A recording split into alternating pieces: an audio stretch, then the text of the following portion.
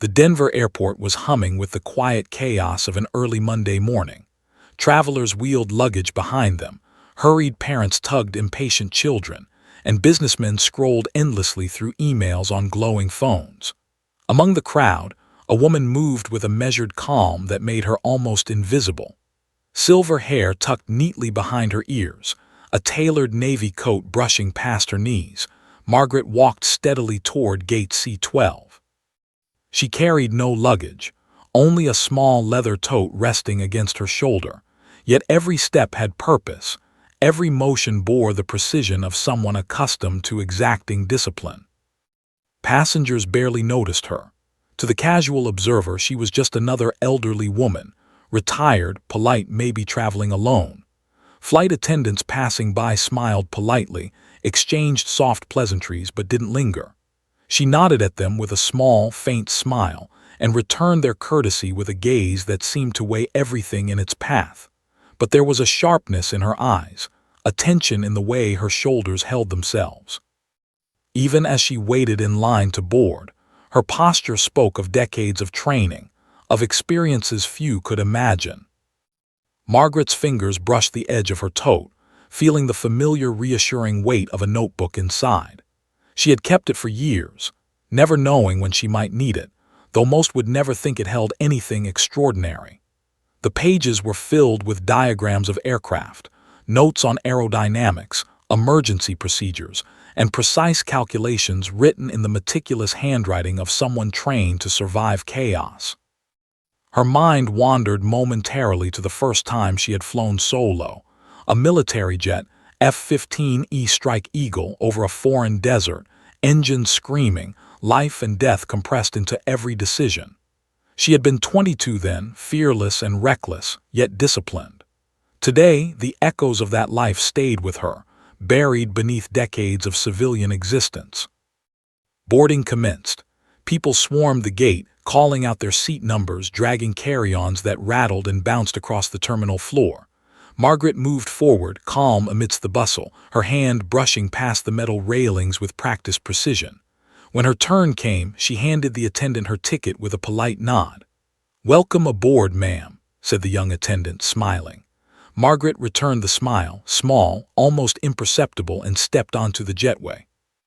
Inside, the cabin buzzed with chatter. Parents hushed squirming toddlers, couples whispered about work and vacation plans, lone travelers tapped on laptops or scrolled on tablets.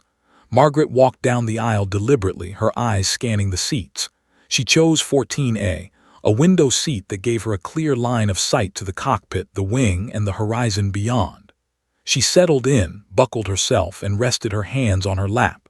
To the casual observer, she was simply waiting for takeoff.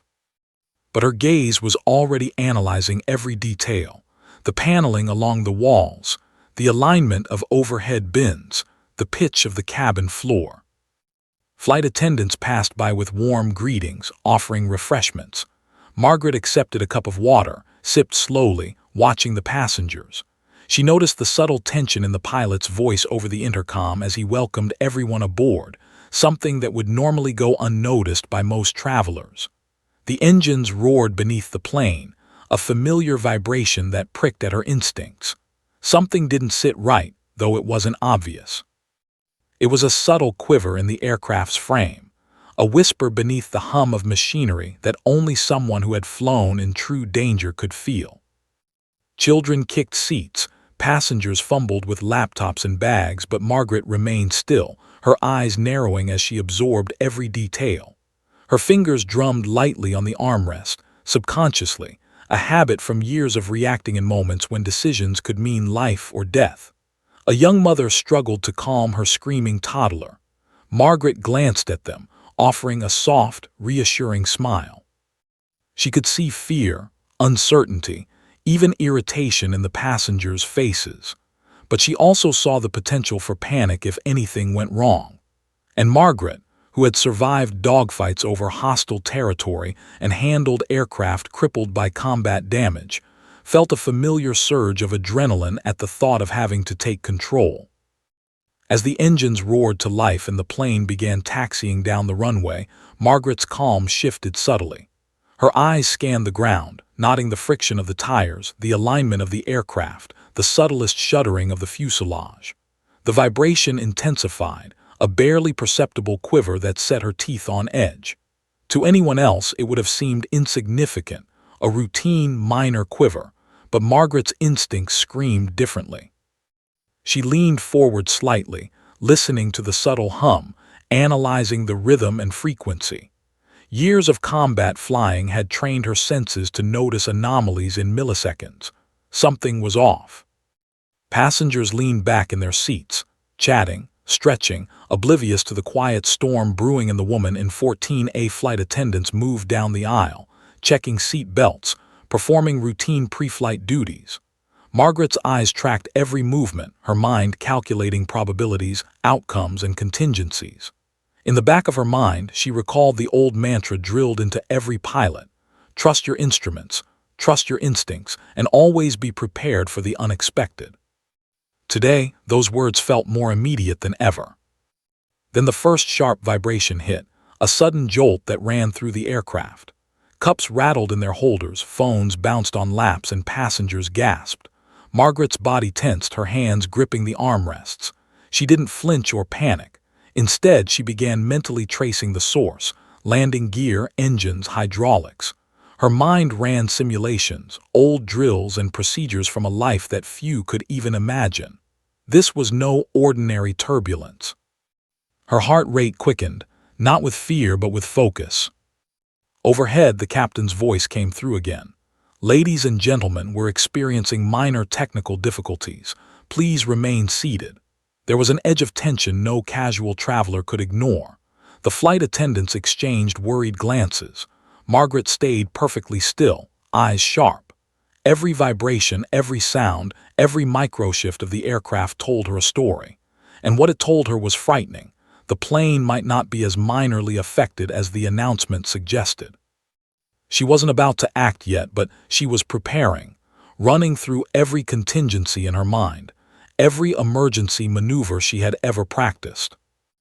A scream echoed from the back as the plane jolted again, sharper this time.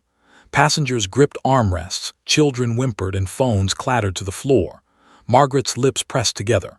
She leaned back just slightly, inhaling slowly, her fingers brushing the notebook in her tote.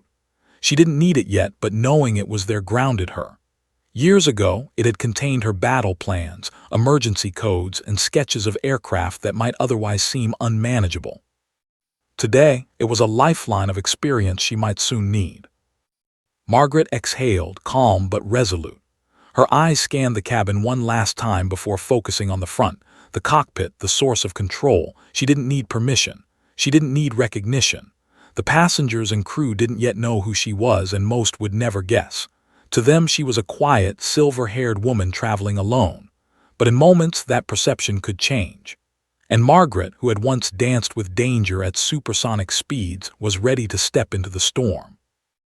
As the plane lined up for takeoff, engines roaring, tires squealing against the tarmac, Margaret's gaze hardened. Something wasn't right. A subtle vibration thrummed beneath her seat, the kind only someone who had flown aircraft in combat could feel. The plane shuddered again, and for the first time that morning, the passengers of Flight 237 didn't notice the calm in 14A, but they would notice very soon.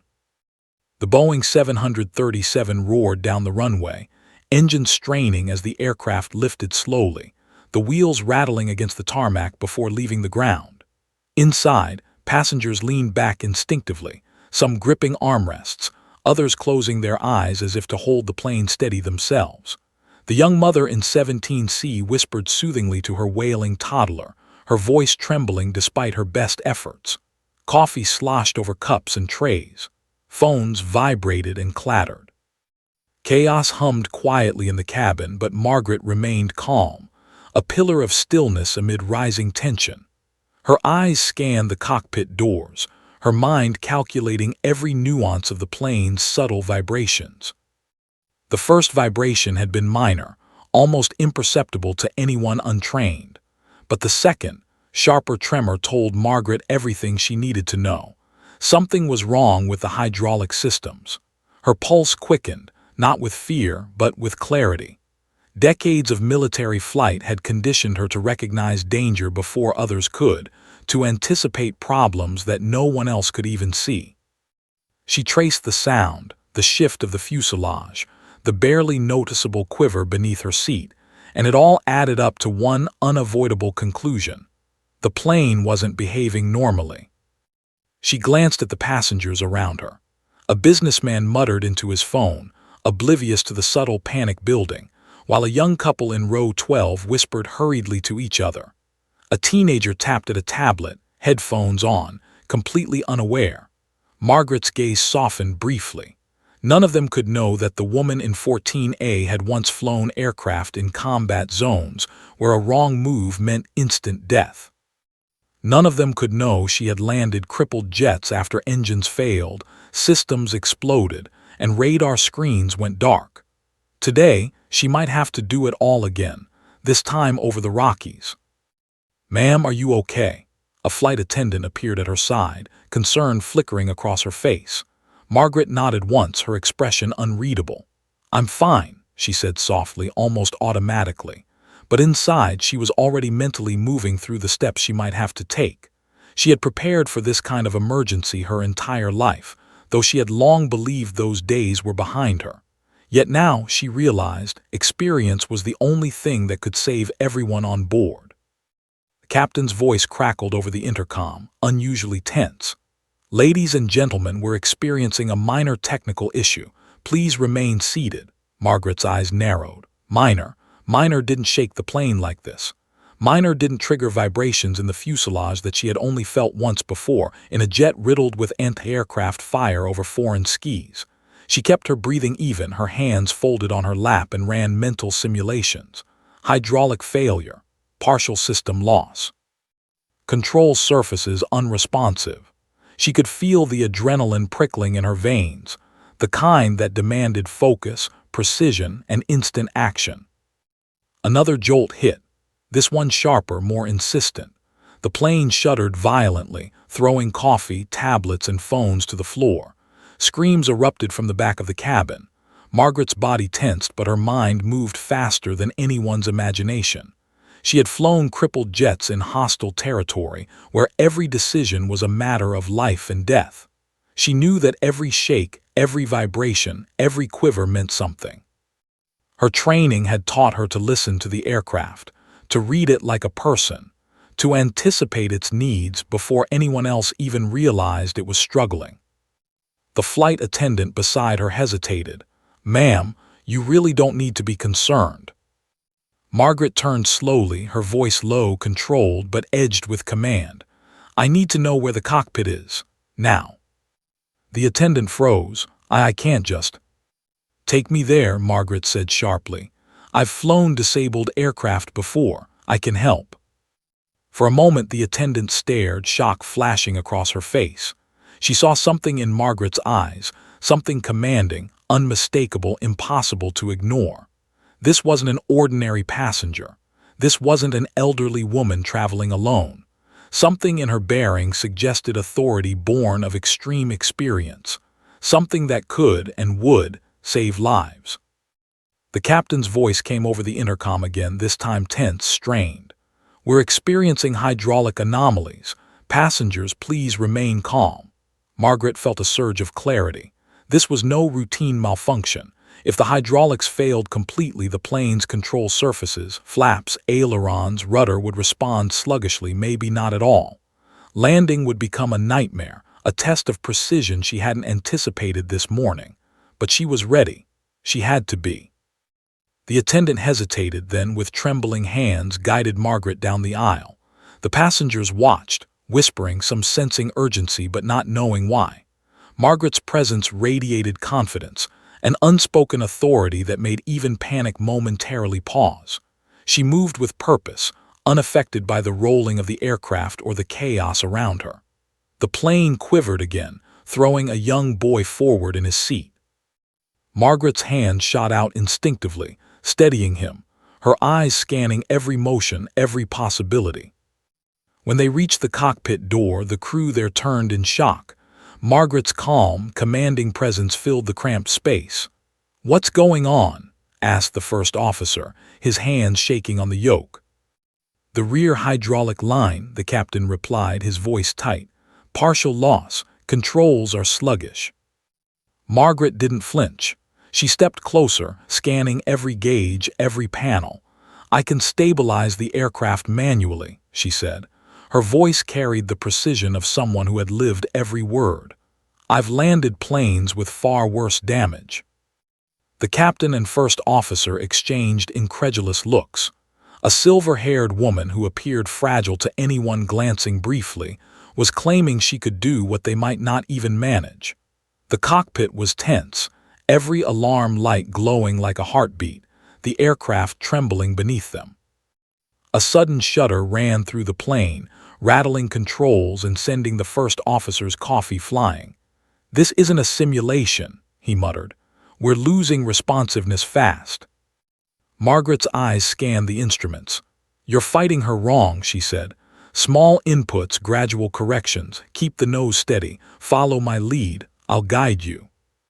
The captain's hands hovered over the controls, uncertainty flashing in his eyes. "Who are you?" he asked. Margaret's jaw tightened. "Someone who knows what it's like to fly a crippled jet at 30,000 feet. Trust me."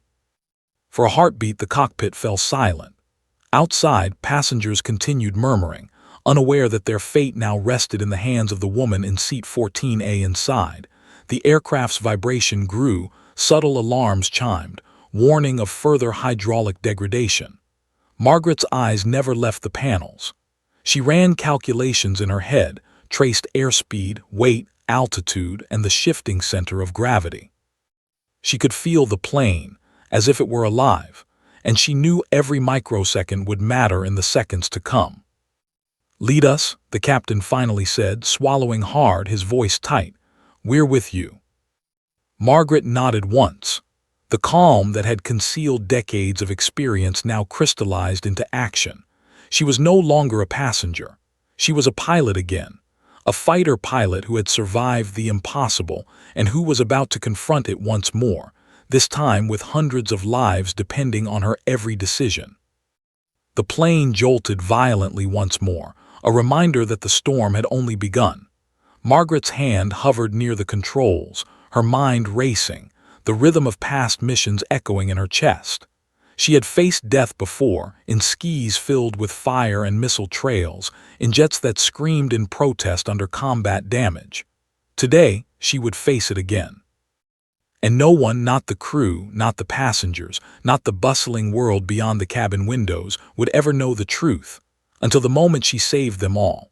The cockpit hummed with tense urgency.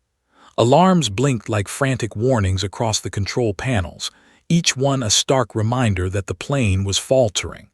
The first officer's hands trembled on the yoke, his knuckles white, and the captain's voice cracked with uncertainty.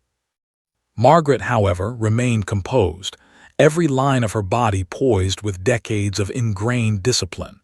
She leaned slightly over the console, studying the instruments with sharp precision, her eyes darting between gauges, hydraulic pressure indicators, and altitude readings. Each movement, each glance was purposeful. She had flown crippled aircraft before, jets riddled with malfunctioning systems, engines screaming, electronics dead, and she knew that calm focus would be the difference between survival and disaster. The plane shuddered again, subtly but unmistakably, a warning that the minor hydraulic loss was evolving into a more serious failure. "We've lost partial hydraulic control," the captain muttered, tension threading his words. "Controls are sluggish. I can't maintain trim properly." Margaret's fingers hovered near the yoke, her voice calm but firm. "You're overcorrecting," she said. "Every move needs to be micro, tiny, precise adjustments. Sudden inputs will worsen instability. Let me guide you." The first officer blinked, incredulous. "Guidance from you? Who are you?" "I'm someone who's landed jets with worse damage," Margaret replied. Her voice carried authority that brooked no argument. She could feel the aircraft beneath her, vibrations running like pulses through the fuselage, each one telling her the exact state of every control surface. She didn't need the official title of pilot. Her instincts, honed over decades of combat flight, were enough. The captain hesitated, then gave a curt nod. "All right, we're listening." Margaret leaned closer to the control panel, her hand resting lightly on the throttle quadrant. "Stabilize the engines. Keep power steady. We're going to feather micro-inputs to correct pitch and yaw gradually. No abrupt corrections. You trust the plane." The first officer swallowed hard, eyes darting nervously between Margaret and the instruments. "Yes, I trust you," he said, voice trembling. Margaret exhaled slowly. She began issuing precise commands, each one delivered with measured confidence. "Flaps at 20 degrees, hold nose 3 degrees above horizon, trim rudder slightly starboard. Maintain 2-second intervals between adjustments. We cannot risk overcorrection." The plane shuddered violently in response to turbulence over the Rockies, passengers gripping armrests, eyes wide with fear. The young mother in row 17C held her toddler tightly, rocking him to calm his sobs. Margaret's gaze flicked to them for a moment, softening. Their lives, hundreds of innocent, unsuspecting lives, were now tethered to her hands and decades of experience. She ignored the panic and chaos. It was irrelevant. Only control mattered now. Minutes stretched like hours as Margaret guided the cockpit crew through the delicate process of stabilizing the Boeing.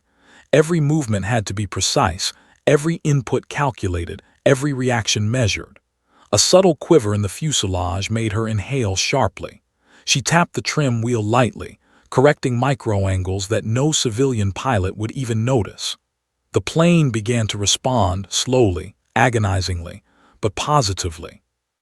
The first officer's hand steadied slightly, confidence growing under Margaret's calm, commanding presence.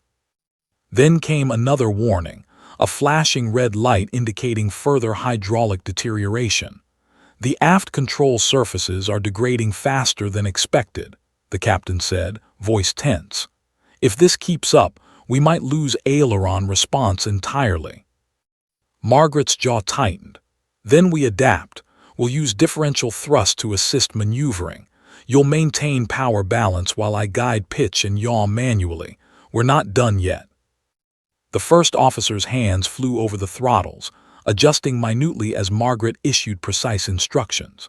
She had done this before, in far worse conditions over hostile territories where the sky was filled with anti-aircraft fire, where one mistake meant catastrophic failure.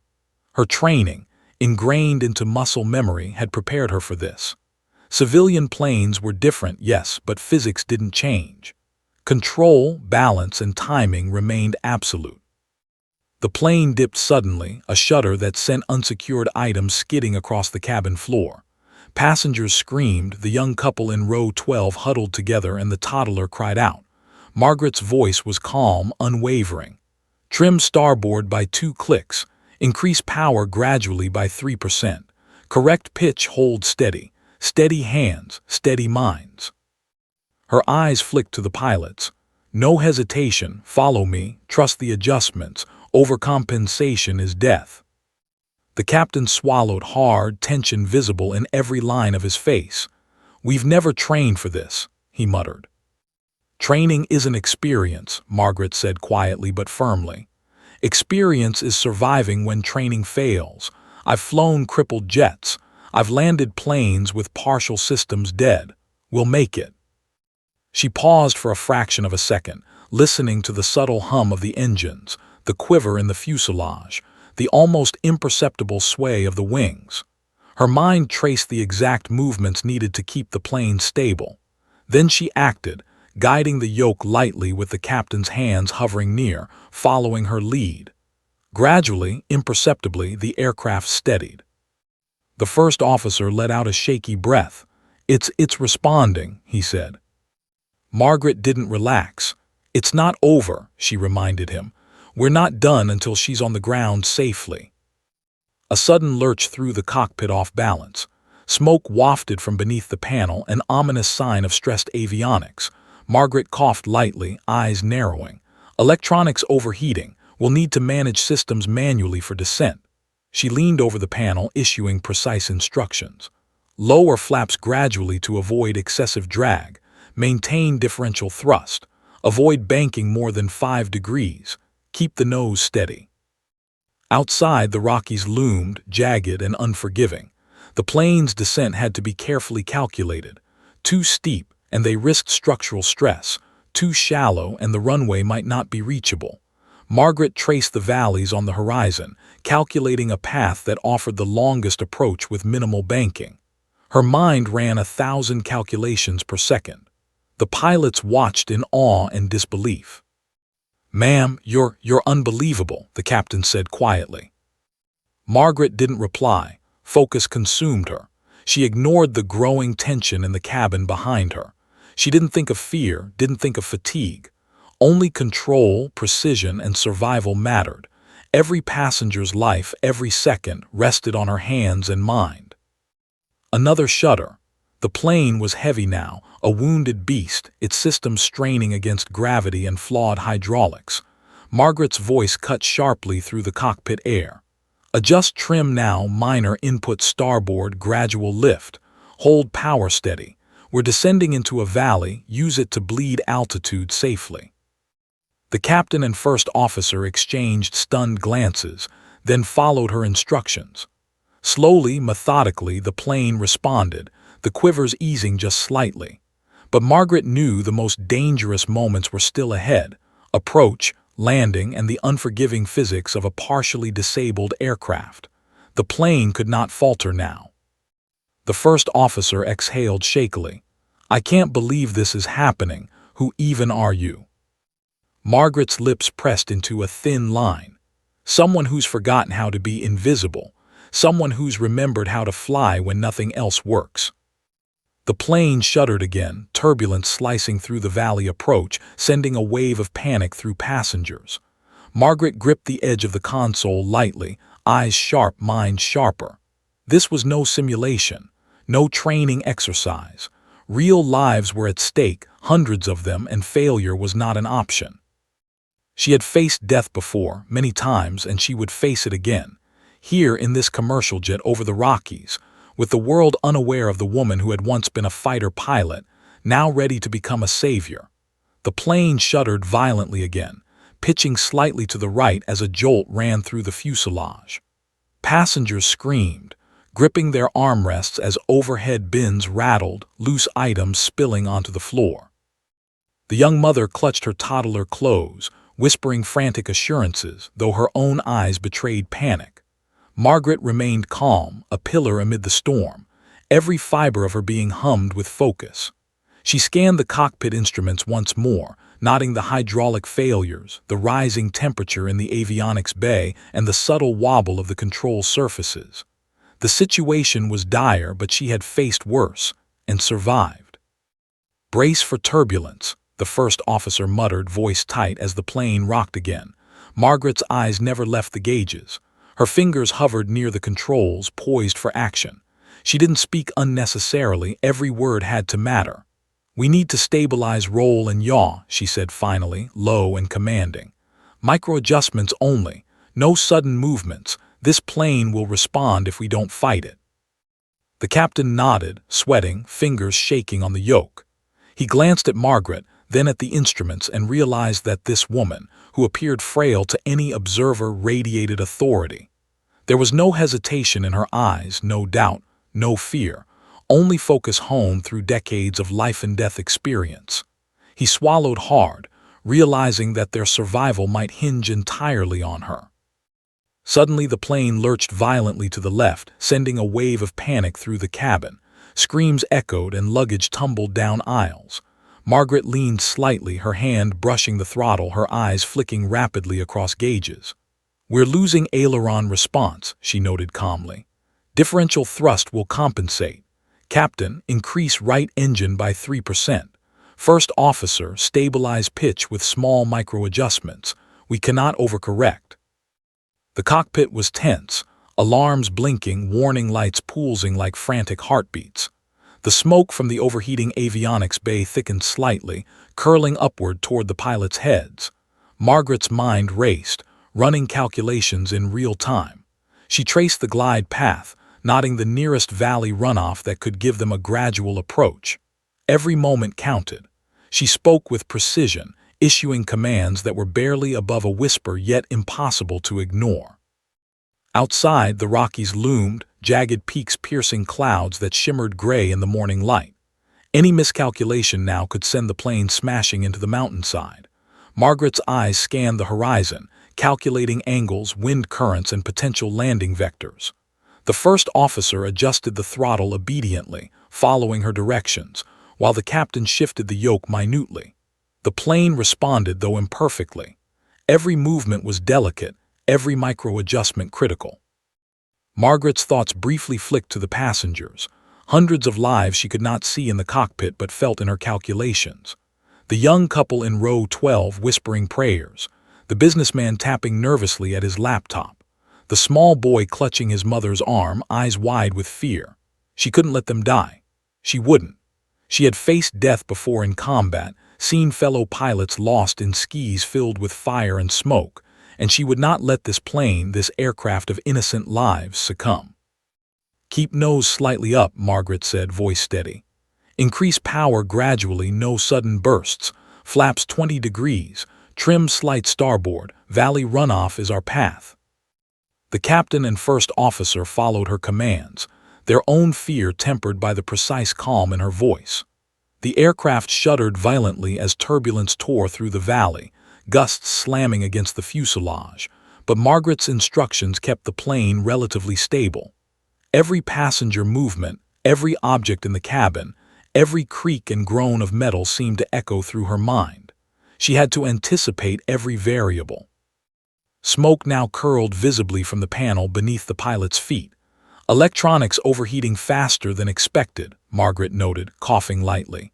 "We cannot rely fully on automated trim, manual micro-adjustments only."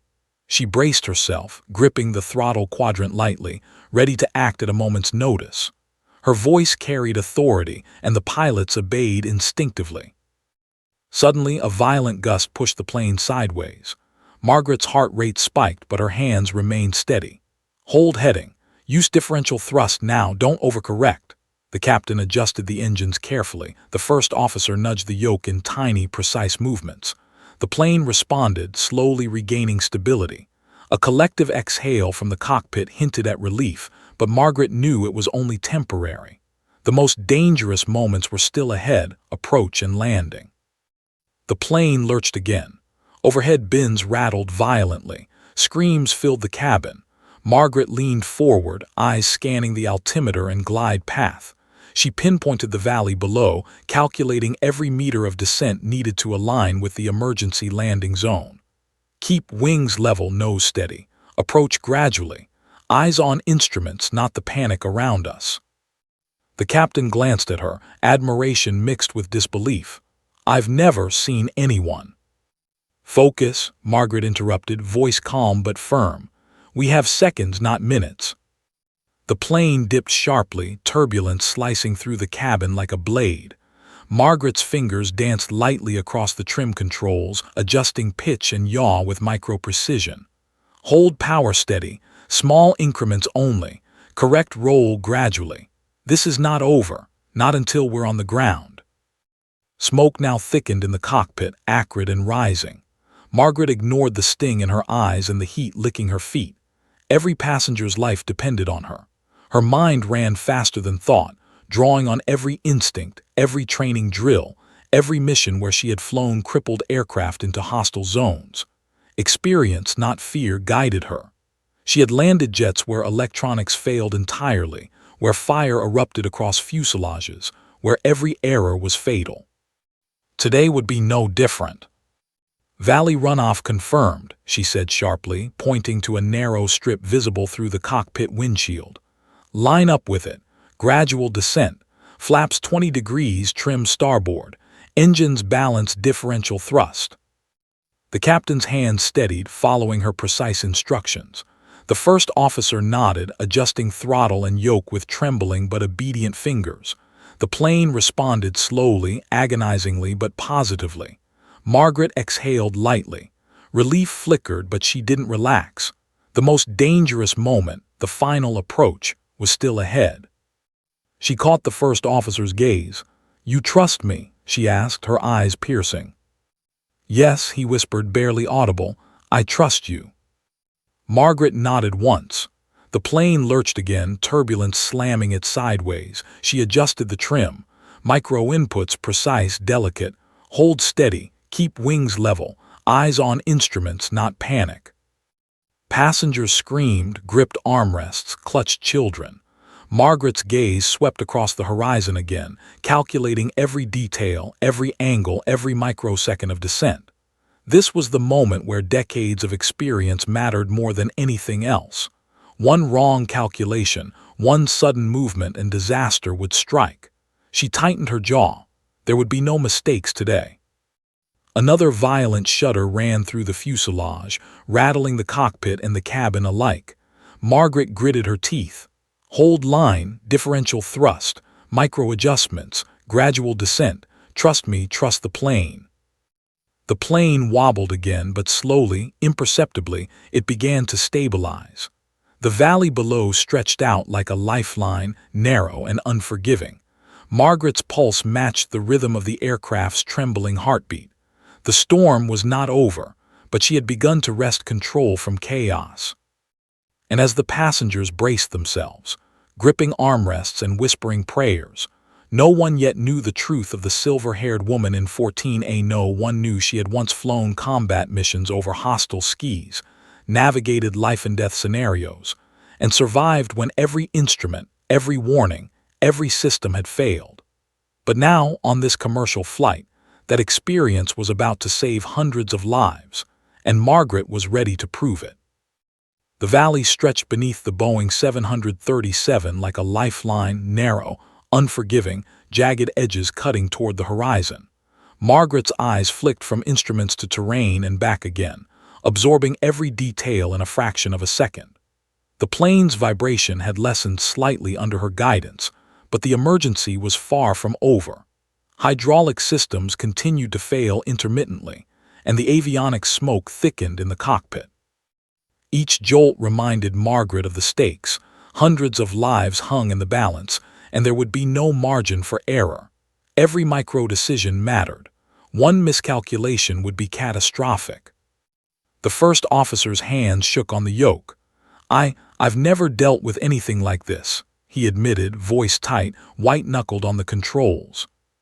"You're not alone," Margaret replied, voice calm but firm.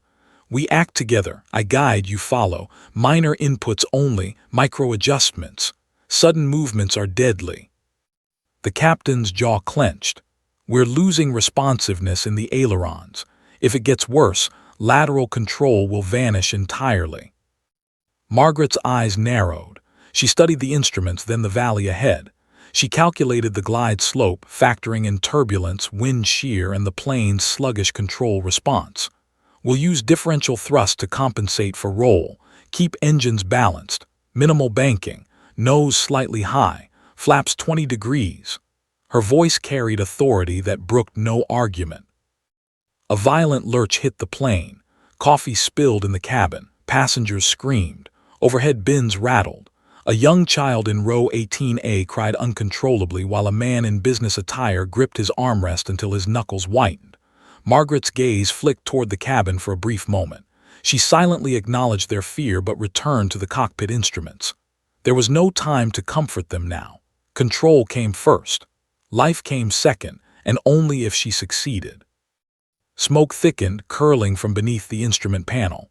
Acrid, stinging, suffocating. Margaret coughed lightly but ignored it. Her focus was absolute. "Manual control only," she said sharply. "Automated trim is unreliable. Captain, adjust throttles in tiny increments. First officer, pitch corrections in microseconds. Eyes on instruments." The plane shuddered violently again. The fuselage trembled like a wounded animal. Margaret's pulse quickened, but her hands remained steady. She had landed jets in worse conditions, where fire, system failures, and enemy fire combined to create chaos far exceeding this.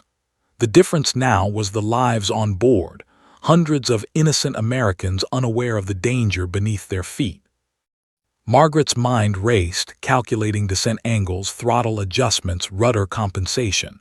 Each microsecond mattered. She issued commands with precision. Trim starboard. Hold nose 3 degrees above horizon. Differential thrust. Right engine 3% higher. Monitor ailerons. Maintain minimal roll. Flaps hold at 20 degrees. The captain and first officer obeyed, eyes wide with disbelief and respect. The plane responded slowly, agonizingly, but positively. Margaret exhaled lightly, not allowing relief to seep in. The most dangerous phase was still ahead, approach and landing. Turbulence intensified as they descended into the valley. Gusts slammed the fuselage, bending metal, rattling seats, and sending unsecured items flying. Screams filled the cabin. Margaret ignored them. Her mind ran faster than the chaos around her, calculating vectors, weight distribution, engine response, and terrain clearance. She leaned slightly over the throttle quadrant. Eyes on instruments, not the panic. Wings level, nose steady. Flaps hold. Approach path clear. Valley runoff is our landing corridor. The captain swallowed hard. We're aligned. Margaret's eyes flicked to the narrow runway visible ahead through the valley mist. Aligned, she said firmly. But it's tight. Micro-adjustments only. Do not overcorrect. This is the only approach that gives us a safe descent. A jolt hit the plane again, more violent this time. Smoke curled higher, stinging their eyes. Margaret's jaw tightened. Hold power steady. Don't fight her, guide her. Micro-inputs only. Passengers gripped armrests, prayed aloud, and braced themselves. Margaret could sense their fear, could almost feel it pressing against the cabin walls. Yet her mind remained sharp, calculating. She imagined herself back in the cockpit of a military jet, engines screaming, systems failing, and her life, and those of her squadron depending on her precision. The physics hadn't changed. The stakes had. Flaps 25 degrees, she instructed. Increase thrust differential gradually, nose 3 degrees high. Maintain wings level. Valley runoff is our path. Follow my guidance precisely. The first officer adjusted throttle and yoke as instructed, hands trembling, but the plane began responding more predictably. Every small correction mattered. Every fraction of a degree counted. Outside, the valley walls loomed ominously, jagged and unforgiving. Margaret's eyes never left the instruments, never left the glide path. Suddenly, the plane dipped sharply, turbulence hitting from an unexpected angle. Margaret reacted instantly, micro-adjusting the yoke, trimming the rudder slightly, and issuing rapid-fire instructions. Hold steady. Correct roll incrementally. Throttle starboard engine 2% more. Nose steady. The cockpit vibrated violently. Warning lights blinked frantically. Smoke thickened, curling into the pilots' faces. Margaret's focus sharpened, almost painfully. She ignored the sting in her eyes, the heat from the electronics, the deafening roar of the engines. There was only the plane, the instruments, the glide path, and the lives depending on her. The captain gasped. I can feel her responding. It's moving correctly. Margaret's jaw remained tight. Positive response doesn't mean safety. Keep adjustments micro. Every correction counts. Approach must be precise. Another violent gust slammed the plane sideways. Margaret leaned over, adjusting trim and throttle, guiding the aircraft with near-superhuman precision. The first officer followed her instructions, hands steadying as confidence grew under her calm guidance. The plane slowly corrected, though each second felt like an eternity. Margaret's eyes flicked toward the narrow strip of valley below. It was still tight, still unforgiving. Prepare for final approach, she said. Keep wings level, nose steady, flaps hold. Differential thrust adjustments only. Maintain micro-inputs. The captain and first officer nodded, grim determination in their eyes. Outside, passengers clutched armrests, closed their eyes, whispered prayers. Margaret felt the tension press against her chest, the collective fear of hundreds of people mingling with the roar of the engines and the shuddering metal. She exhaled slowly, muscles coiled, eyes sharp. This was the critical phase. One wrong adjustment, one miscalculation, one overcorrection, and they would lose control. But Margaret's mind was clear, honed from decades of life-and-death situations. She had landed crippled jets before. She would do it again. And for the first time that morning, the passengers of Flight 237 didn't notice the calm, silver-haired woman in 14A. Not yet. But soon, they would.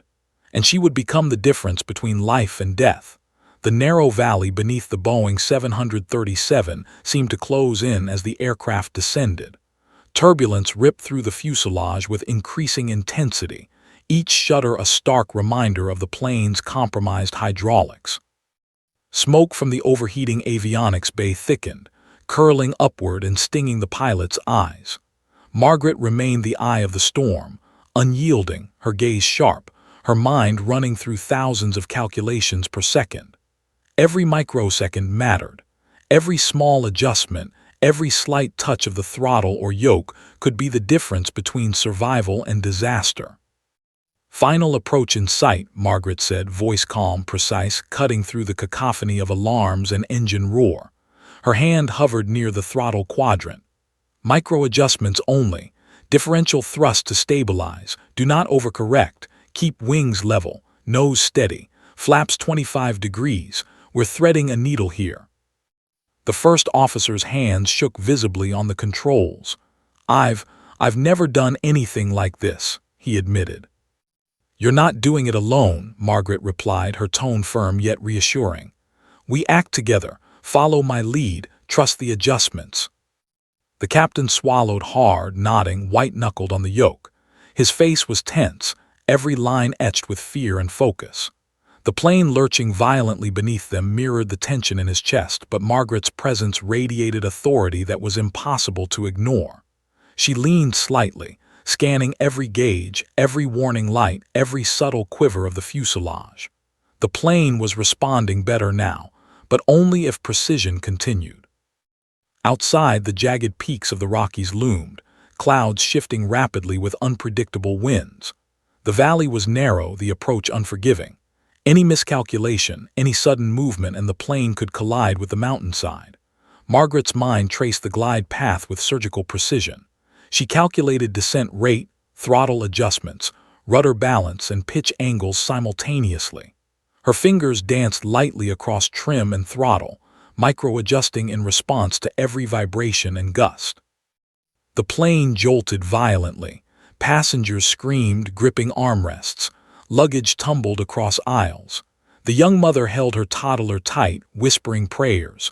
Margaret glanced at the cabin briefly, then refocused on the cockpit. There was no time to comfort. Survival demanded total attention. "Maintain power differential," she instructed sharply. "Micro-inputs on pitch and roll. Keep nose steady, wings level. We're lining up with the valley runoff. It's our only path." The first officer adjusted the throttles as instructed, hands trembling but precise. The captain followed her lead, micro-adjusting the yoke. Gradually, the plane stabilized, slightly, agonizingly. Smoke continued to curl from the avionics, acrid and suffocating, but Margaret ignored it. Her focus was absolute. Another violent lurch hit, sharper this time. The fuselage groaned. Warning alarms blared, lights flashing relentlessly. Margaret's jaw tightened.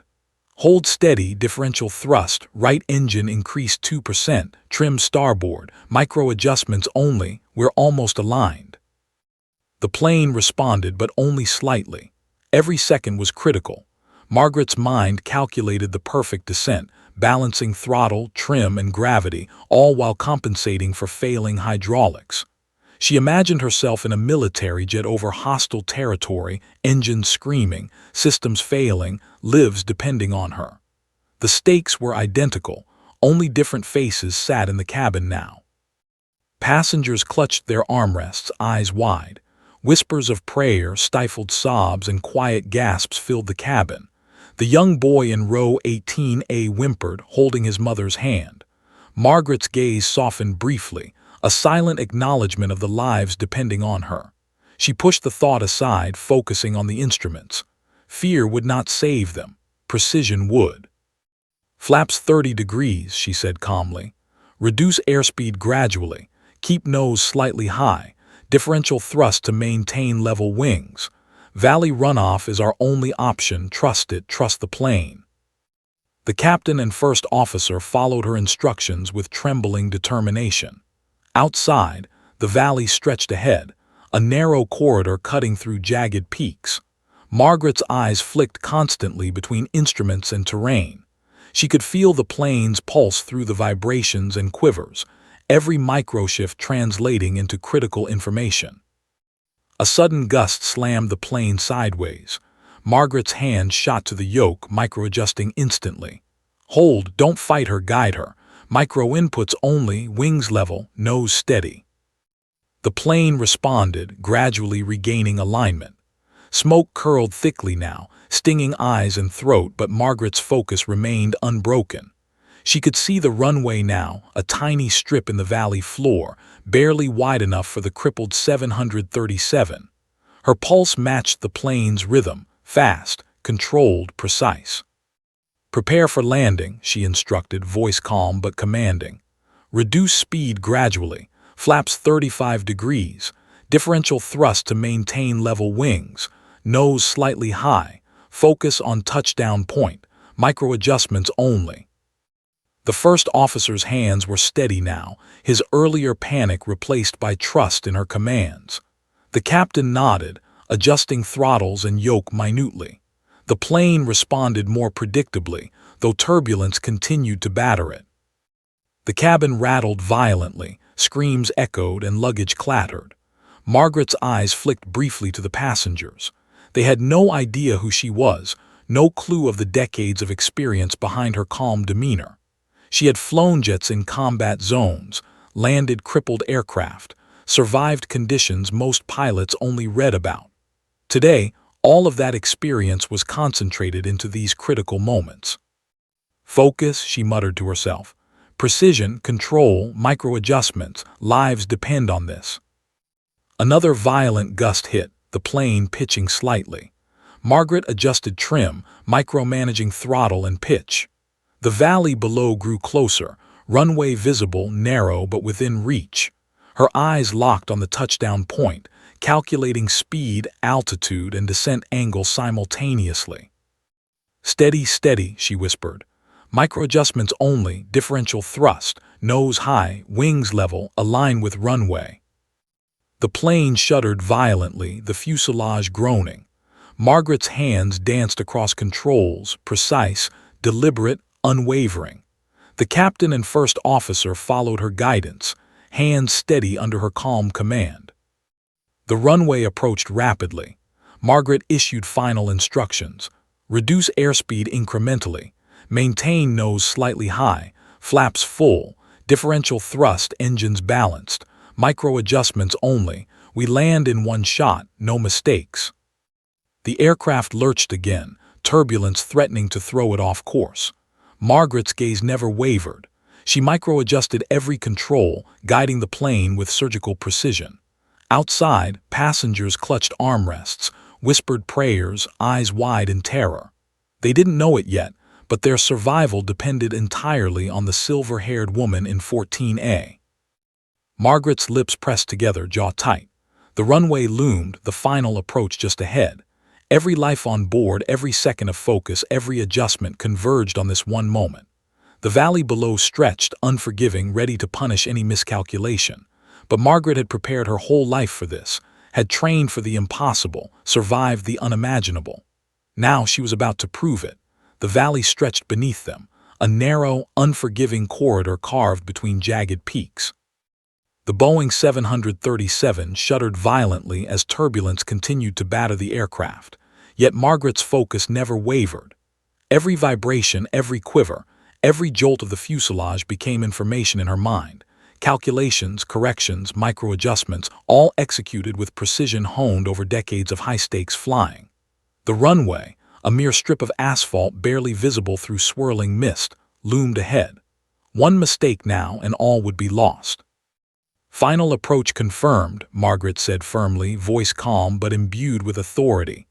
Micro-adjustments only, differential thrust to stabilize, nose slightly high, wings level, flaps full. We touch down on the first attempt, no second chances. The first officer nodded, swallowing hard, eyes wide with disbelief. I can't believe this is happening, he muttered, white-knuckled on the yoke. You can, Margaret said sharply. Follow my lead, trust the plane, trust the adjustments, micro inputs only. The captain's jaw was tight, sweat streaking his face. We're lined up, he admitted, but this is insane. Margaret gave a small nod, her gaze flicking between the instruments and the runway. She calculated descent rate, throttle adjustments, rudder alignment and glide path simultaneously, her mind a perfect machine of focus and instinct. Outside, the turbulence tore at the fuselage, gusts slamming against wings, shaking the plane like a toy. Overhead bins rattled violently, passengers screamed and loose items scattered. Hold steady, Margaret instructed sharply. Maintain differential thrust, nose slightly high, micro adjustments only, flaps full, we have one chance. The plane lurched sideways, jolting violently. Margaret reacted instantly, micro-adjusting the yoke, trimming the rudder, balancing engines. The aircraft responded slowly, agonizingly to her precise commands. She glanced briefly at the first officer, hands now steadier under her guidance, and then back to the runway. Every second mattered. Every micro-degree of correction counted. Prepare for landing, she said, voice calm but commanding. Reduce speed gradually, keep wings level, nose slightly high, differential thrust to stabilize, focus on touchdown point, micro adjustments only. Outside, the valley walls loomed closer.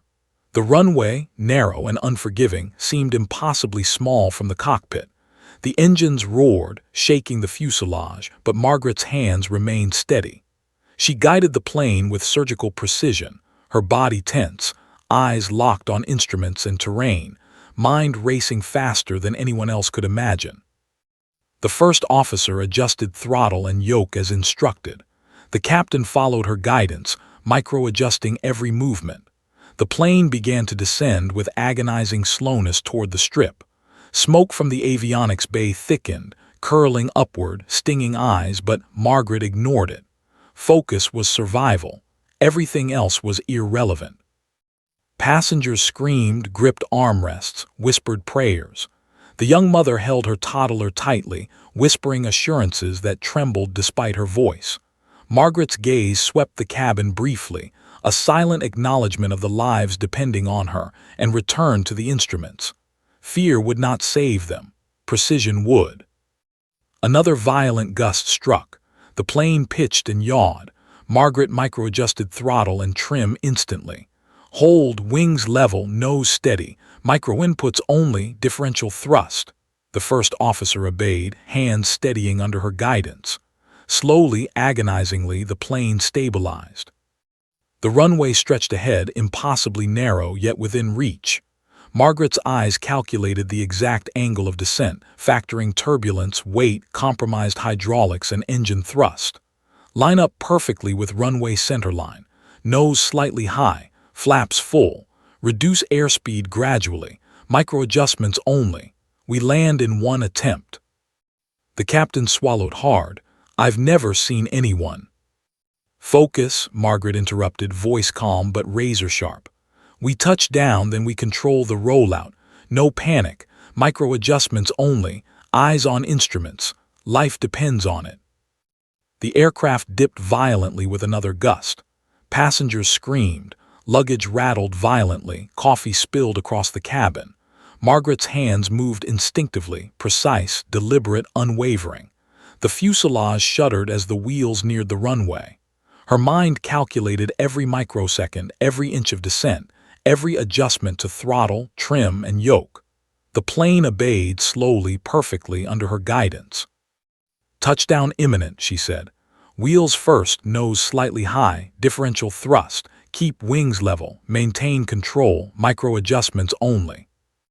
The tires kissed the asphalt with a shudder, skidding slightly as smoke rose from friction. The plane jolted violently, metal groaning under the strain, but Margaret maintained control. Hold, brakes gradual, Reverse thrust only on instruction. Nose steady, wings level. The first officer's hands trembled on the yoke but followed her precise guidance. The captain adjusted throttle and brakes under her instructions. Slowly, agonizingly, the plane began to decelerate. Smoke from tires and brakes filled the cockpit and cabin.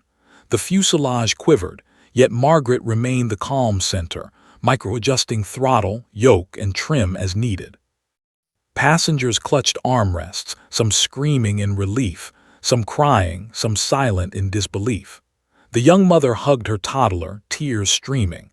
Margaret didn't allow herself relief yet. She had to maintain control until the plane was fully stopped. Another violent jolt from turbulence sent the plane veering slightly. Margaret micro-adjusted, counteracting the movement with differential thrust and rudder. The plane responded, slowly coming back online. Sweat streaked her face, eyes sharp, hands steady.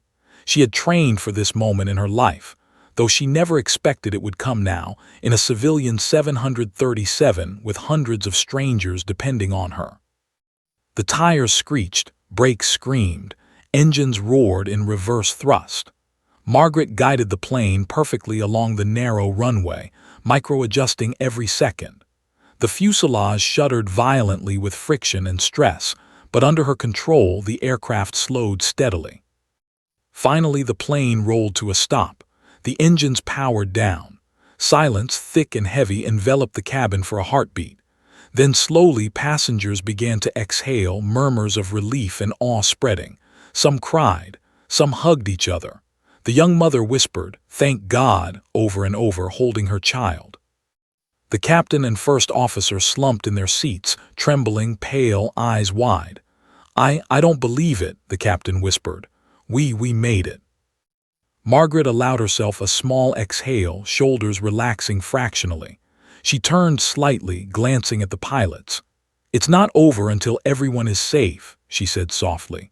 Smoke still curled in the cockpit, engines still hot, but the plane was still intact. Survival had been hard won, but they had survived. The first officer's voice trembled. Who are you?" Margaret's lips pressed into a thin line. She had been invisible, unnoticed, just another passenger until now. "Someone who's remembered how to fly when nothing else works," she said quietly.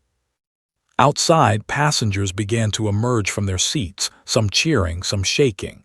Phones were raised, capturing the miraculous landing. News would spread rapidly, but for now, the cabin was a mixture of relief, awe, and disbelief. They had survived a near-impossible situation, thanks to one woman no one had suspected could be a hero. The young mother looked toward the aisle, eyes wide. Who helped us?" she whispered. A flight attendant pointed toward 14A. Margaret sat quietly, calm, as if the adrenaline had never surged, as if the world hadn't been on the edge of disaster. The truth would astonish them all. The cockpit crew exchanged glances, awe and disbelief in their expressions. A woman, quiet, silver-haired, had just saved hundreds of lives. A fighter pilot, long forgotten, had emerged from obscurity to perform the impossible. And for the passengers of Flight 237, the story had only just begun. The cabin was a mixture of stunned silence, whispered prayers, and quiet sobs. Flight attendants moved down the aisles, checking passengers, offering comfort, trying to calm frayed nerves. The plane had come to a complete stop on the narrow valley runway, a miracle that seemed almost unreal. Margaret sat in 14A, her hands folded in her lap, eyes scanning the passengers. She remained calm, almost serene, as if the adrenaline of the past hour had been a distant dream. The first officer finally broke the silence, voice trembling. I still can't believe it. How did you do that?" Margaret met his gaze, her eyes steady, unflinching. "I've done it before," she said quietly. "Flying crippled jets, combat zones, emergencies no one survives. This was just another mission. The stakes were different, but the principle is the same. Control, precision, calm." The captain shook his head, disbelief etched into his face. "But a fighter pilot, you were a fighter pilot." Margaret nodded, letting the truth finally surface. I flew combat missions years ago. I trained for impossible situations. And now I saved this plane." Passengers began to realize what had just happened. Murmurs spread quickly through the cabin. Phones were lifted to capture images, record videos, post messages. Words like hero, miracle, and fighter pilot flew through the aisles as people whispered in awe. Eyes turned toward 14A, where the quiet woman who had seemed ordinary just an hour ago had performed the extraordinary. The young mother hugged her child tightly, tears streaming down her face. "Thank you," she whispered, voice cracking. "You saved my baby's life." Margaret nodded softly, not seeking acknowledgement but feeling the weight of the gratitude nonetheless. Outside the aircraft, emergency crews were already converging, unaware that no catastrophe had occurred. The pilots guided them through the situation, explaining that the plane had landed under extreme emergency conditions, but miraculously, without injury.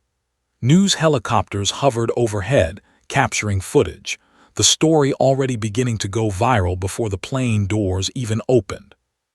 Margaret stood as the passengers began to disembark, quietly moving to the cockpit to speak with the pilots.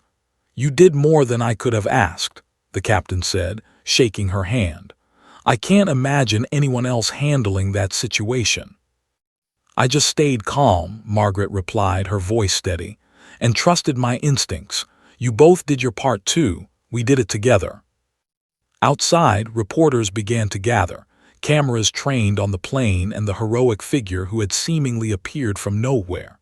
Margaret walked down the steps, silver hair gleaming, eyes calm, and faced the swarm of flashing cameras and shouting journalists. One reporter shouted, "Ma'am, how did you do it? Were you trained for this?" Margaret smiled faintly. "Experience is what matters in emergencies, not just training. I've faced situations where failure wasn't an option. Today I applied that experience. That's all." The crowd gasped, realizing they were witnessing a real-life hero, someone who had hidden in plain sight. Social media erupted. Hashtags like Boeing 737 Hero, Fighter Pilot Saves Flight, and Miracle Landing trended instantly. Videos captured passengers' reactions, the calm authority in Margaret's voice, the miraculous landing on a narrow valley runway. Inside, passengers were being interviewed one by one. Many broke down in tears. Some clutched their children, shaking, whispering thanks. Others silently stared at Margaret, awe and disbelief in their eyes. The young boy from row 18A hid behind his mother, shyly saying, "She's a hero," before peeking back to watch her. Margaret knelt slightly to offer a small, reassuring smile. Later in the terminal, the plane's crew gathered, still reeling from the tension and intensity of the flight. Emergency protocols were being followed, but Margaret had already made a plan. She had to ensure that passengers were unharmed, that everyone was accounted for, and that the aircraft could be assessed for structural integrity. Yet even as she oversaw these tasks, she remained calm, collected, a quiet force of competence and authority. A reporter approached her again, camera flashing. "Can you tell us your name and what it feels like to save hundreds of lives?" Margaret paused, then spoke softly. "I am Margaret Lane, and it feels necessary. I've trained for situations like this for decades, and today I did what I had to. I hope it reminds everyone that preparation, experience, and calm under pressure can make the impossible possible." The word spread instantly, circulating across news networks, social media platforms, and online forums. Margaret's heroism became a national sensation overnight. People marveled at the idea that a quiet, silver-haired woman on a commercial flight had saved hundreds of lives without any warning, without seeking recognition. Her past as a fighter pilot, long hidden, now added layers of awe and admiration to the story. In the days that followed, Margaret received countless messages of gratitude from passengers, crew, and the public. Some called her a national hero. Others shared stories of their fear and relief during the flight. Emails and letters poured in from children inspired by her courage, adults moved by her composure, and pilots intrigued by her skill. Yet Margaret remained humble. She did not seek fame or accolades. For her, the flight was just another mission, another test of skill and nerve that she had passed. She returned to her quiet life, leaving the media frenzy behind, content in the knowledge that hundreds of people had been given another chance. Back at her home, Margaret sat by a window overlooking the mountains, a place she often drew inspiration from during her pilot years. The memory of the turbulence, the alarms, the fear in the passengers' eyes, and the precision required to land the plane replayed in her mind. She allowed herself a small smile, a rare acknowledgement of accomplishment.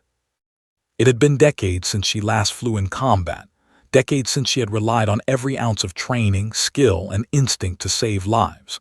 And yet here she was, ordinary in appearance, extraordinary in action. The world now knew her story, but Margaret knew the truth. The real victory had not been recognition but survival, hundreds of lives preserved, fear transformed into gratitude, chaos transformed into calm through the application of skill, experience, and courage. In the end, Margaret Lane became a legend not for seeking glory, but for embodying the essence of heroism: quiet competence, unwavering focus, and the courage to act when no one else could. And for the passengers of Flight 237, the silver-haired woman in 14A would forever remain a symbol of calm, courage, and the miraculous power of experience when it mattered most. As night fell over the valley, the runway lights dimmed, the plane rested, and Margaret allowed herself the faintest exhale. She had reminded the world and herself that even when invisible, even when underestimated, the right person at the right moment could change everything. And for everyone on that flight, she had done exactly that.